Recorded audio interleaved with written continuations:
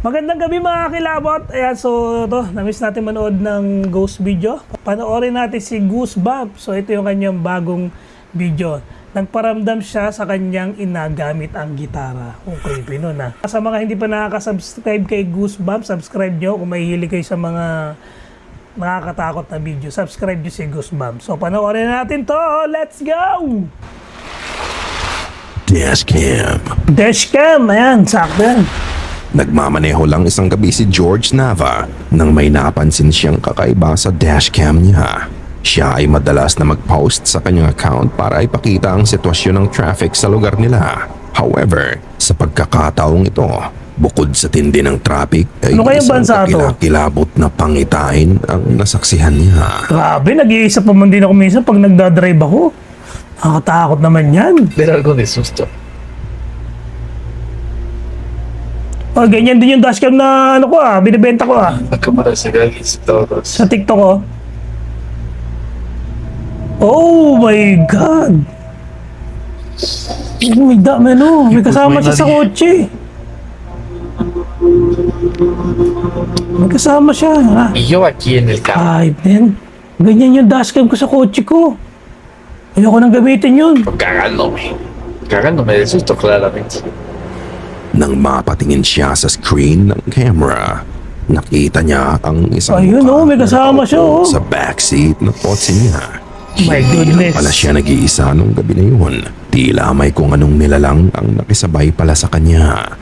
Dahil sa nakita niya ay talaga namang kinalabutan siya. Baka ito ako, ikilabutan ako niyan. Nang ipakita niya ang laman ng sasakyan, wala naman siyang ibang kasama. Maaari nga kayang may espiritong sumama sa biyahe niya nung gabing yun? Glitch ba to sa dashcam o isang paranormal phenomenon? Ikaw na ang magpasya. Ganyan yung dashcam ko na ginagamit. So, ina-affiliate ko yan. Walang way para makapaglagay ka ng ganyang yung ganyang image. Kaya hindi ko alam kung totoo yan eh. Pero nakakatakot Nakakatakot. The Bubble. The Bubble. Isang staff na nagtatrabaho sa ospital ang hindi makapaniwala sa nakikita nila. Habang nagtatrabaho Ospital sila, to. may napansin na lang silang bubble ang palipad-lipad sa hallway ng Oh. hospital. Para nga daw itong may isip na alam nito ang pupuntahan nito. Ano yan? Real orb?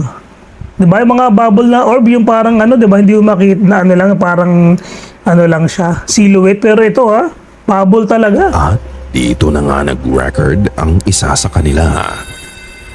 Oh my God. Ay, sinusundan niya yung bubble. Is it like a I don't know. It's like I said, it was starting down in the hallway, damn near the cafeteria. Oh, hindi siya pumuputok that's so weird. Oh my God, kaninong bubble yan? But like Terry was saying, the interesting part is now you can see the airflow of the hospital. Yeah. Sa ako, normal na bubble yan. Ano yan, di ba? Pumuputok agad yan Oh my god, now it's running. Oh, naglalakad siya It's running away from me. Baka may tinuturo sa kanila. Could be. Oh, You almost want to grab it to see, but yeah. How you doing? Chase. oh, Call an intruder over. You see it? Oh my God! We got Oh. so much time on our hands. buhay pa? Ay, buhay pa rin yung lobo. Shut up. Are you Hindi kidding? talaga bumabangga. Okay, that's weird. Oh, weird talaga yan. Uh-huh. Nasaan na? I think so. Wait, that is so strange. Grabe, no? Oh, May sapi talaga tong na to, balo na to. Ano ba tawag dyan? Yung... Unfortunately, hindi ko matagpuan ang original post ng video kaya hindi ko makita kung saang hospital nangyari to.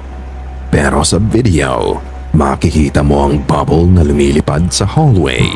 Hindi mo nga makikita na dumikit ito sa pader ng gusali at tila may sinusundan itong Oh, direksyon. hindi talaga siya bumabangga eh. Para daw itong kinokontrol ng multo at para bang may gustong ipakita sa mga hospital staff. At one point, makikita mo pa nga ang pagliko ng bubble sa hallway.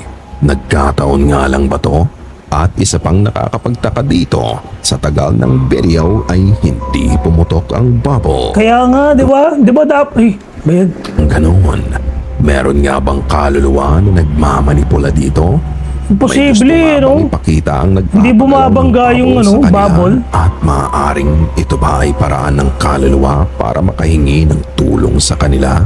O ito ay isang malaking weird coincidence lang? Madami na talagang nabigyan ng kababalaghan sa pagtulong ng staff sa hospital.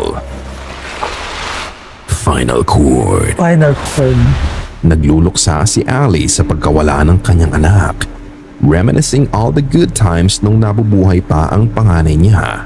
Ang hindi alam ni Ali, may malaking problema na pala ang anak niya at unti-unti nang nagde-decline ang mental health niya hanggang sa dumating ang isang malaking bangungot sa buhay nila. Matapos niyang makasama ang anak niya noong Christmas ng 2024, hindi niya inaasahan na ito na din pala ang huling beses na makikita at maaakap niya si Alex. Dahil matapos nun ay natalo na siya ng kanyang depression at kinuha na niya ang sarili niyang buhay. Oo nga. Noong nabubuhay pa si Alex ay mahilig itong maggitara. Ang daming case ng depression ngayon, ha? We're not playing with that last string though. You're missing a string? Kahit lumipas na nga ang napakahabang panahon ay hindi pa din makamove on si Ali sa pagkawala ng kanyang anak. Isang beses, habang naiwan siyang mag-isa sa bahay, bigla na lang siyang nakarinig ng tunog ng gitara. Oo, nagparamdam sa Alex, if kanya. that's you, can you do it again, honey? Oo, What the? Hi, Alex. totoo yan. Can you do it again, honey? Nilabutan ako. Saan ang galing yun?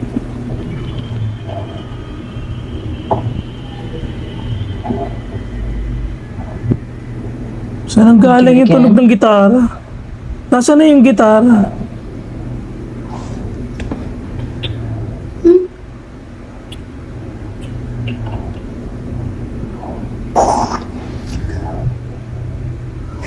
Something else is going off down here. Do you hear that? Nang marinig niya ang tunog ng gitara ay mabilis niyang binidyohan ang nangyari. Naniniwala siya na si Alex ang may gawa nito at nakikipag-communicate sa kanya. Paulit-ulit niyang sinabi na kung si Alex nga talaga ang may gawa ng ingay ay gawing muli ang ingay ng gitara. Ayun. Kung pakikinggan mo ay hindi nga lang ito simpleng guitar strum. Ito ay isang chord. Bukod nga sa tunog ng gitara, may maririnig ka ding boses ng lalaki na paulit-ulit na sinasabi ang mga katagang Mom.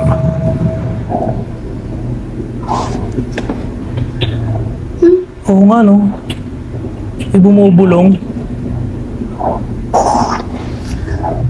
Kung ganoon, ang nagpaparamdam nga ba talaga sa kanya ay ang anak niyang si Alex at may gusto nga kaya itong ibigay na mensahe para sa kanya? O hindi kaya ay ginagamit ng demon ang kahinaan niya at gusto nitong isipin na si Alex ang nakikipag-communicate sa kanya? Hindi talaga biro ang mental health. At sa huli, eto ang message ni Ali sa lahat ng taong lumalaban sa depression. If you are contemplating suicide, your pain does not end. It will never end. It will transfer onto your loved ones, and it will carry. And now I will carry, and my son's little brothers will carry his pain on and our pain for the rest of our lives. Help is available. Yun, grabe, no? Ang dami kasing nakakaranas ng depression. Kaya, minsan hindi mo naman nalalaman, di ba? Kaya, pag may nakita kayong mga kaibigan nyo na ganyan, comfort nyo na lang. Eerie laughter. Si Father Fiel ay isang spiritual leader at ginagamit niya ang iba't ibang social 4 million platforms followers, si para Father. makapagbahagi at maipakalat ang salita ng Diyos. Ginagawa niya ang mga videos niya nang siya lamang mag-isa para mas makapag-focus siya sa mga mensaheng gusto niyang ipaabot sa mga viewers niya. From time to time, may mga followers din siya na nanghihingi ng birthday greetings sa kanya. At eto nga ang ginawa niya para sa isa sa mga listener niya na si Adrian. Ngunit sa video, may makikisali pala sa kanya. Oh, man. Hi Adrian, happy birthday. Pinagpipray ko na sana palagi kang i-guide ni Lord at ibigay ni Lord lahat ng mga blessings na kailangan mo sa buhay.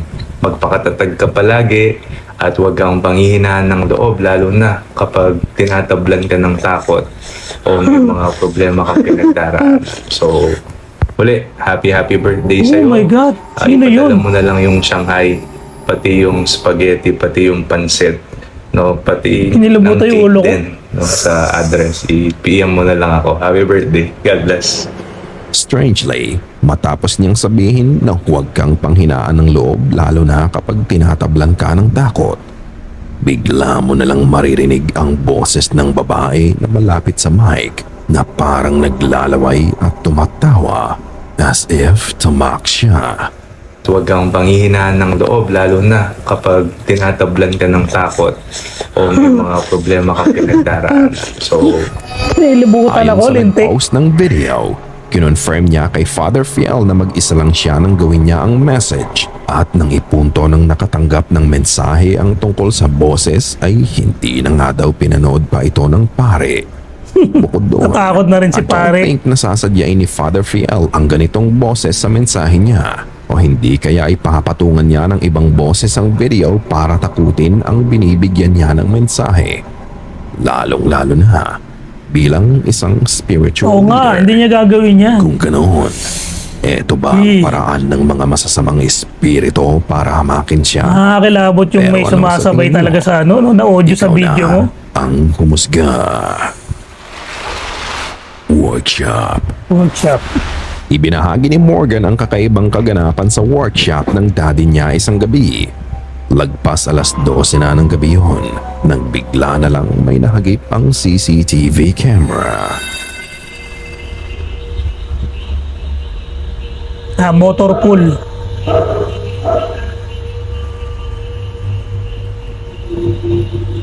Oh, yun parang ano, may puti.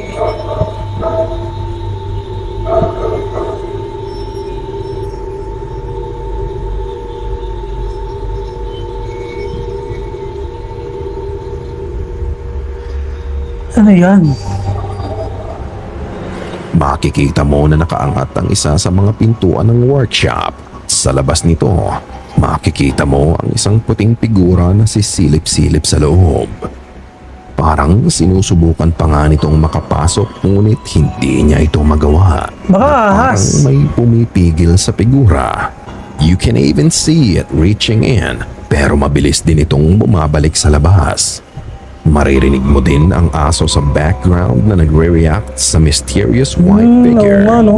Kakaiba din ang characteristic Pag nito. ganyan, may iba na talaga. parang Kasi puting nakakaramdam yung aso. You can clearly see the difference ng movement nito nang may dumaang lumilipad na insekto sa camera. Umabot ng 5 minuto ang buong video bago ito tuluyang nawala. But what do you think? Meron nga ba talagang entity na gustong pumasok sa workshop ng ama ni Morgan? Ano nga O kaya may yan? ibang paliwanag pa kayo sa nangyari? Quick peek. Quick pick. Lately, may mga kakaibang bagay nga daw ang nangyayari sa loob ng apartment ni Lola. Hindi man niya Lola. detalye kung ano-ano ang mga ito. Pero dahil sa mga Ayun kaganapan na, CCTV naman. Ang dami talagang CCTV, ano, no? Ghost caught. sa apartment niya, ay napilitan siyang mag-install ng camera dito para tignan kung may nakakapasok na pala sa Oh. lugar niya ng Kala ko, magnanakaw yung At naglalakad. sa Eh. unang gabi pa nga lang matapos niyang ikabit ang camera, mag-aalas 12 ng madaling araw, bigla na lang may na-pick up ang sensor ng camera niya.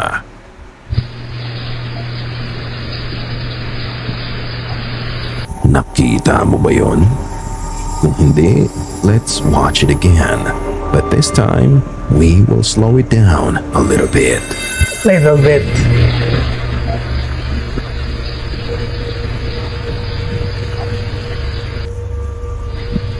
Oh, parang may sumilip. Yun oh, may dumaan. Ano kwarto ba yun? Sa video, makikita mo ang isang puting anino na nakasilip sa pader ng hallway. Ew. Mabilis man ang pangyayari pero na-pick up pa din ito ng camera niya. Nang ma-activate ang sensor, mabilis itong nagtago at tumagos sa pader ng bahay. Nakita ng sensor ng Intelligent camera eh, no? being nga daw to at aware sa surroundings niya dahil sa pinakita nitong katangian. Ang nakita kaya ni Lola sa CCTV niya ay ang dahilan din ng mga kakaibang mga nagaganap sa apartment niya. Ano kaya ang dahilan kung bakit siya minumulto? Ang video Yung maganda muling sa post CCTV, nakakakita ng multo. niya sa account niya. Pero sana mabigyan niya tayo ng update tungkol dito. Water slide. Water slide. Nagpunta ang poster mga sa isang TikTokers. resort para makapag-enjoy. TikTokers. Ngunit iba ang natagpuan niya. Sa videong ito, makikita nyo na dapat ay maging mapanuri sa mga lugar na pupuntahan ninyo at alamin kung ano Oh, ang grabe naman yung slide na yan. history nito. Abandoned slide ba yan? Here we go, guys. We're going down the water slide. Oo! Nagulat ako dun ah. Katulad Putik na yan, naitigil ko pa. Goosebumps. Ikaw na ang magpasya. Ano yun? Ikaw na Ano y- ang bahalang husga. Ginulat ba siya o ano? Sana ay kinilabutan ka sa mga video na amin. Ay naku, kinalabutan ako doon. Thank you guys sa inyong panonood. Goodbye. Saludo, salit mula umpisa hanggang dulo.